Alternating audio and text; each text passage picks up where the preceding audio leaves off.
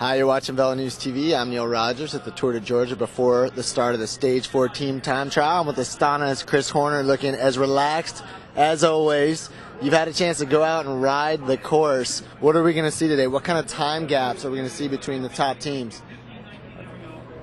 20 seconds between the top teams. I'm sure you might have 3-4 teams right in there, right around 20 seconds each, because 16K is not that long.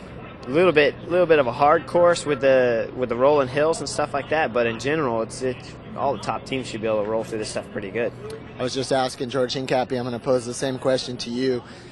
8-man teams, fourth guy across the line is the time. What kind of is there a strategy going into it? Do you burn up some guys early? Do you try to keep it together? It's so short. I mean, it's such a short, intense effort. Yeah, I don't think you can wait for anybody. You want to keep guys together. Certainly from the start of the race, when we go up the hill right away, you might have to take that part just a little bit easy so we don't lose a bunch of guys or anything crazy. But once you get to the top of that hill, I think it's full gas on. If someone comes off, assuming it's not Levi, but that's not going to happen, but assuming it's not your leader, I don't see how you can wait for anyone in 16K. Yeah, we talked a few days ago about the decision by the race organizers to keep this to road bikes, no team time trial bikes. Now that you've had a chance to go out and ride it, any your opinion the same, or maybe you kind of understand a little more? Or? No, I like the TT bikes all the time. I like the ability to run the TT bikes because then riders have you start adding choices. And so, I mean, you can do a TT on your road bike if you want to, too. So if you think it's faster to come out here on your road bike, you can choose that if you want. But for me, I think, we're at a professional level. Everybody should have TT bikes and the sponsors that back it up at this level of racing in the U.S.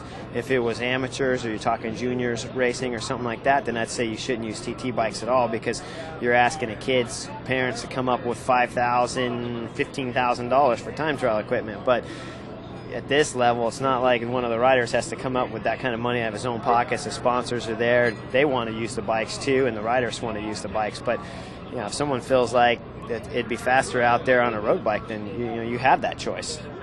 Today or tomorrow, you've ridden tomorrow's stage into Dahlonega. Which of the next today and tomorrow is going to be have more of an influence on the GC? I mean, you're talking about these 20-second gaps. That stage in Dahlonega, there's sort of 3 climbs, but it usually all the favorites come back together and the descent into town. Heading into Brasstown, which of the next 2 days is going to have made more of a difference? Well, Brasstown's going to make the difference. No, but heading into Brasstown. Oh, heading into Brasstown? Oh, today and 5 miles on Brasstown. That's the GC race, here. yeah. That's the race. Yeah, there's no doubt about it.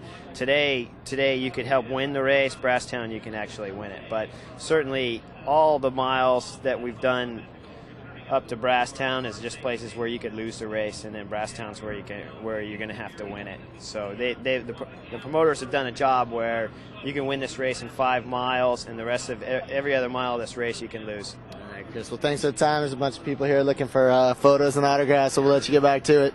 Thanks, man. Appreciate it.